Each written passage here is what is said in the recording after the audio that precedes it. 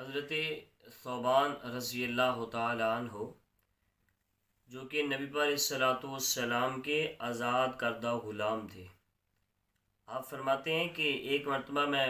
پیارے آقا علیہ الصلوۃ والسلام کی بارگاہ کے اندر کھڑا تھا تو ایک یہودیوں کا عالم آیا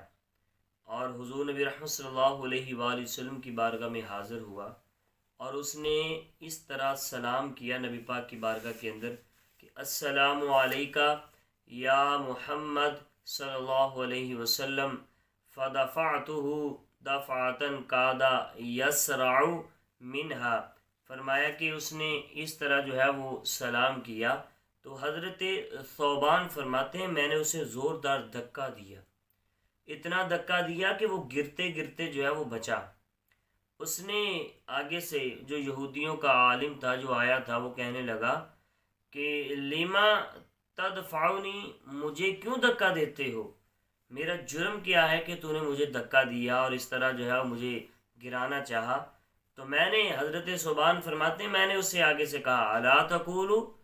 تو یہ کیوں نہیں کہتا یا رسول اللہ، تیرا جرم یہ ہے کہ تو میرے آقا علیہ الصلوۃ والسلام کا نام لینے کی بجائے یا رسول اللہ کیوں نہیں کہتا، تو نے محمد کیوں کہا؟ تو فرمایا کہ صحابہ یہ چاہتے تھے اور صحابہ کا یہ عقیدہ تھا کہ لوگ آپ کو یا رسول اللہ کہہ کے پکارے،